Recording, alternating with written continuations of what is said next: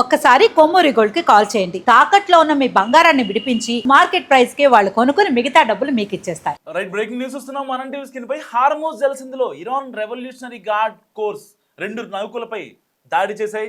So Iran America మధ్య కాల్పుల విరమణ ఒప్పందం పొడిగించిన కొన్ని గంటల్లోనే ఈ యొక్క విధ్వంసానికి చోటు చేసుకుంది ఇరాన్.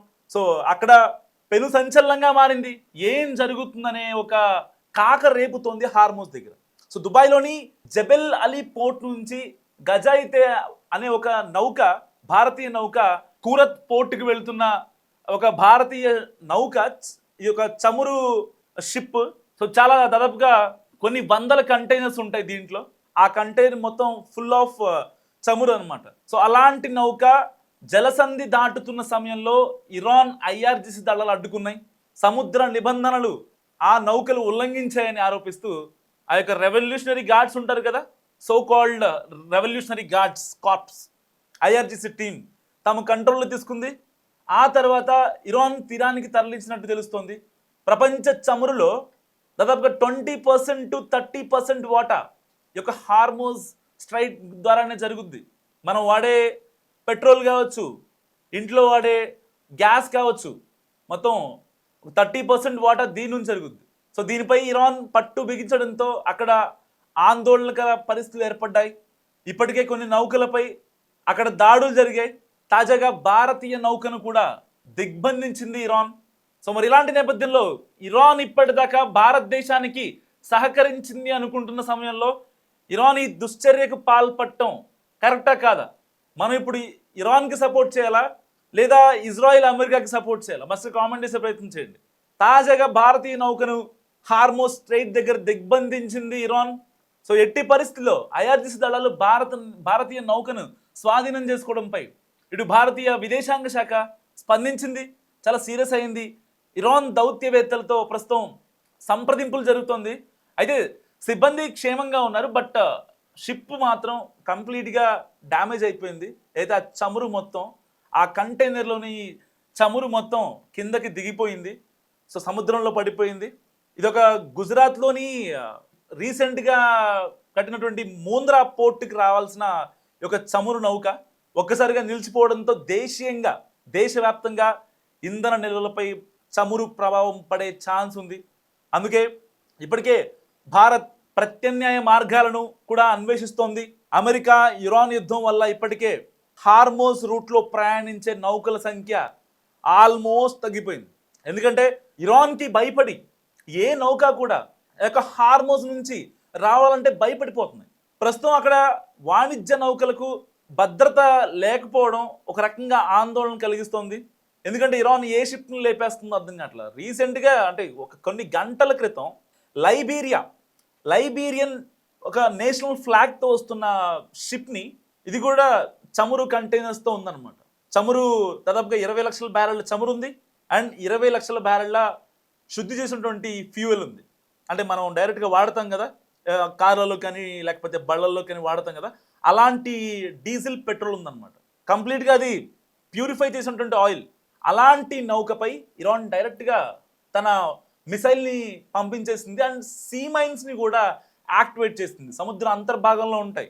జస్ట్ షిప్ వెళ్తున్న ఏదైతే ఆ వేవ్స్ ఉంటాయి కదా, సో అంత పెద్ద షిప్ ఒక 300-400 మీటర్ల పొడవు, ఒక 70-80 మీటర్ల వెడల్పు and with full of containers and ఆ కంటైనర్ మొత్తం కూడా చమురు ఉంటుంది. సో అంత పెద్ద వెయిట్ ఈ యొక్క సముద్రం మీద పడిన తర్వాత ఆ షిప్ కదిలే స్పీడ్కి ఆ యొక్క సముద్రంలో వేవ్స్ క్రియేట్ అవుతాయి, వాటర్లో వేవ్స్ క్రియేట్ అవుతాయి. ఆ వేవ్స్ వెళ్ళి ఈ సీమైన్స్కి తగిలినా సరే, జస్ట్ ఆ వేవ్స్ తగిలిన సీమైన్స్కి షిప్ అమాంతం పేలిపోద్ది. అలాంటి ఒక నెక్స్ట్ లెవెల్ స్ట్రాటజీని ఇరాన్ అవలంబిస్తుంది హార్మోజ్ స్ట్రైట్లో. సో దీనివల్ల ఇటు అమెరికా అధ్యక్షుడు డొనాల్డ్ ట్రంప్ కూడా భయపడుతున్నాడు, ఒకవేళ షిప్పుల్ని కనుక మనం తీసుకొద్దామంటే. ఎందుకంటే అందుకే ఆల్రెడీ 4 రోజుల నుంచి చర్చలు అంటూ డొనాల్డ్ ట్రంప్ మాట్లాడుతున్నాడు. సరే, ఇస్లామాబాద్ వేదికగా కొన్ని చర్చలు జరుగుతున్నాయి. ఇప్పటికీ చైనా మాట్లాడుతుంది అండ్ ఇండియా ఇరాన్ విదేశాంగ శాఖతో మాట్లాడుతుంది. అన్నీ ప్యారల్గా జరుగుతున్నాయి, కానీ యుద్ధం మాత్రం ఆగట్లేదు. హార్మోజ్లో మరొకసారి ఉద్రిక్తతలు స్టార్ట్ అవుతున్నాయి. మళ్ళీ మిడిల్ ఈస్ట్లో ఒకవేళ యుద్ధం అంటూ జరిగితే నిజంగా భారతదేశం చాలా కష్టాలు ఎదుర్కోవాల్సి వస్తుంది. ఇప్పటిదాకా మనం యుద్ధంలో లేవు, ఇటు డైరెక్ట్గా లేము, ఇండైరెక్ట్గా లేము, కానీ ఎవరికి సపోర్ట్ చేయట్లా. కానీ ఒక రకంగా మనం ఇరాన్కి సపోర్ట్ చేద్దాం అనుకున్నాం. ఎందుకంటే వాళ్ళతో మనకి ఇప్పటి నుంచి కాదు, అమెరికాకు కన్నా మనకి మన ఇండియాతో ఇరాన్కి సంబంధాలు ఉన్నాయి. ప్రపంచ దేశాలన్నీ కశ్మీర్ పాకిస్తాన్ అని చెప్పిన టైంలో ఇరాన్ ఒక్క దేశం, ముస్లిం దేశాలకు అతీతంగా ప్రతి ముస్లిం దేశం కశ్మీర్ అనే ఒక స్టేట్ అది పాకిస్తాన్ది అని చెప్తుంటే, ఇరాన్ వచ్చి మాత్రం కేవలం అది ఇండియాకి సంబంధించింది కశ్మీర్ అని చెప్పి మాట్లాడింది. అంత దౌత్యపరమైన రష్యాతో మనం ఎలా అయితే డీల్ చేస్తామో, ఎలాంటి మిత్ర సంబంధాలు ఉన్నాయో అలాంటి సంబంధాలే మనకి ఇరాన్తో కూడా ఉన్నాయి. కానీ అలాంటి ఇరాన్ ఇప్పుడు తన గీత దాటింది.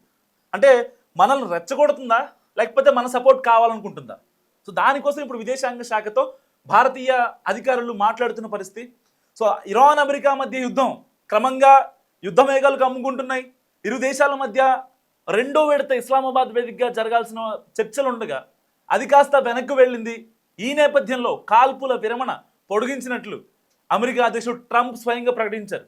సో అయితే డొనాల్డ్ ట్రంప్ ప్రకటించాడో ఆ యొక్క ప్రకటన స్టేట్మెంట్ వచ్చిన కొద్ది గంటలకే హార్మోస్ స్ట్రైట్లో ఒక కంటైనర్ నౌకపై ఇరాన్ కాల్పులు జరపడం ఇప్పుడు కలకలం రేపుతుంది. హార్మోస్ స్ట్రైట్లో ఒక కంటైనర్ నౌకపై ఐఆర్జీసీ బలగాలు కాల్పులకు దిగాయి.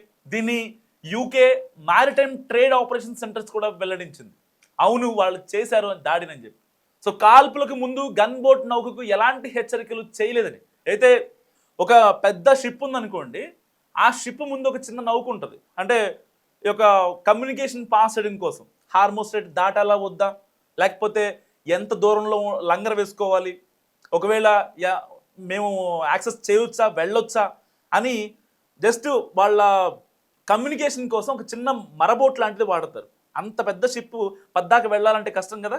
సో దాంట్లో ఎవరైతే ఒక క్యాప్టెన్ కానీ సమ్ ఎక్స్పర్సన్ ఉంటారు, వాళ్ళు వెళ్ళి ఆ హార్మోస్ స్ట్రైట్ దగ్గర ఉన్న ఇరానియన్స్తో మాట్లాడతారు, మేము మరి వెళ్ళాలా వద్దా అని. అలాంటి ఆ బోట్ కూడా వీళ్ళు వద్దని చెప్పిన పరిస్థితి. అండ్ దానికి కూడా చెప్పకుండానే, ఎలాంటి ప్రాపర్ కమ్యూనికేషన్ ఇవ్వకుండానే ఆ నౌకపై కాల్పులు జరిగాయని, దీంతో తాము నిలిపివేశామని చెప్పి ఇరాన్ చెప్తుంది. సో తమ నౌకకు ఎలాంటి నష్టం జరగలేదని చెప్తున్నారు, కానీ వాస్తవానికి అక్కడ 2 నౌకలపై ఇరాన్ దాడి చేసింది. సో ఇరాన్ మీడియా సైతం ఈ దాడిని ధృవీకరిస్తుంది. అండ్ అసలు కాల్పులు ఆల్రెడీ సీజ్ ఫైర్ అనేది ఎక్స్టెన్షన్ అయింది. ఆల్రెడీ డొనాల్డ్ ట్రంప్ కూడా ఒక చర్చలు చేద్దామని చెప్తున్నాడు. అంత మూర్ఖుడు కూడా మాట్లాడుతున్నాడు. ఇప్పటిదాకా మాట్లాడినటువంటి మొండిగటం మూర్ఖత్వంగా మారకుండా మాట్లాడే అవకాశం ఇచ్చాడు. బేసిక్గా అలాంటప్పుడు ఆ స్పేస్ని యూటిలైజ్ చేసుకోవడం చాలా ఇంపార్టెంట్.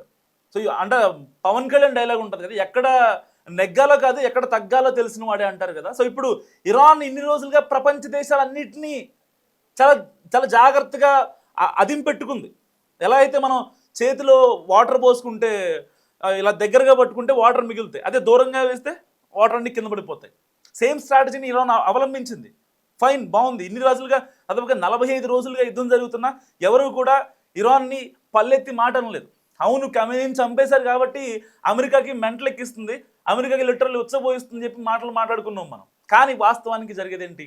అయితే వాళ్ళ డిమాండ్స్ న్యాయపరమైనటువంటి అంశాలు కావచ్చు, వాళ్ళ యొక్క న్యూక్లియర్ బాంబులు వేసే ఇది కావచ్చు, దీనన్నిటినీ చాలా జాగ్రత్తగా మాట్లాడుకొని వాళ్ళ యొక్క ఇరాన్కి జరిగిన నష్టపరిహారాన్ని తీసుకోవాల్సినటువంటి బాధ్యత ఇప్పుడు డొనాల్డ్ ట్రంప్ ఒక అవకాశం ఇచ్చినప్పుడు ఇరాన్ దాన్ని యాక్సెప్ట్ చేయాలి. ఇరాన్ దాన్ని యాక్సెప్ట్ చేయకపోగా ఇంకా మహిళల్ని ఏదైతే జైల్లో మగ్గుతున్నటువంటి 8 మంది మహిళల్ని బయటికి వదలకుండా డొనాల్డ్ ట్రంప్ చెప్పిన పని చేయకుండా ఉంటే, ఇప్పుడు రేపొద్దున మళ్ళీ సీమైన్స్ మొత్తం తీసేసి ఒక న్యూక్లియర్ బాంబు వేస్తే ఇరాన్ రాజధాని టెహ్రాన్ ఉండే అవకాశం ఉందా? టెహ్రాన్ చాలా వరల్డ్ క్లాస్ సిటీ. ఇది Tehran is equal to Abu Dhabi and Dubai అబుదాబిలో ఎలాంటి వరల్డ్ క్లాస్ ఫెసిలిటీస్ ఉంటాయో, ప్రపంచ స్థాయి నగరంగా ఎలా అయితే దాన్ని బిల్డ్ చేస్తున్నారో అలాంటి నగరం ఇరాన్ రాజధాని టెహ్రాన్. మన హైదరాబాద్కి 10 times ఎక్స్ట్రాగా ఉంటుంది టెహ్రాన్ సిటీ. అలాంటి సిటీస్ని ఇప్పుడు పేల్ చేయాలంటే జస్ట్ డొనాల్డ్ ట్రంప్కి ఒక సింగిల్ న్యూక్లియర్ బాంబ్ సరిపోతుంది. సో ఇప్పటికీ ఇరాన్ కనుక మాట వినకపోతే చాలా కాన్సిక్వెన్సెస్ ఫేస్ చేయాల్సి వస్తుంది. వాణిజ్య నౌకల్ని ఆపేస్తుంది, చెప్పకుండా దాడులు చేస్తుంది. ఈవెన్ ఆ మరబోటు వాటికి కూడా అట్లీస్ట్ ప్రాపర్ కమ్యూనికేషన్ ఇవ్వకుండా సో సీ మైన్స్ని పంపించేసి మిసైల్స్ని పంపించేసేస్తుంది. ఎవరి అంతం అంటే సో మనకు ఒక సామెత ఉంటుంది కదా, తాడిని తన్నేవాడు ఒకడు ఉంటే వాడి తలను తన్నేవాడు కూడా ఒకడు ఉంటాడు. సో సరిగ్గా ఇలాంటి ఒక అంటే వ్యూహాత్మక ప్లాన్ని కనుక ఇరాన్ ఇంప్లిమెంట్ చేస్తే ఇంకా నెక్స్ట్ లెవెల్ ఇరాన్ ఏదైతే దానికి జరిగిన నష్టపరిహారం ఉందో అది ఇంకో 10-15 years పట్టే అవకాశం ఉండదు. Almost in next 5 years Iran చాలా కుదుట పడే అవకాశం ఉంటుంది. సో మీరేమనుకుంటున్నారు తాజా పరిణామాలను చూసి? మస్తుగా కామెంట్ చేయండి.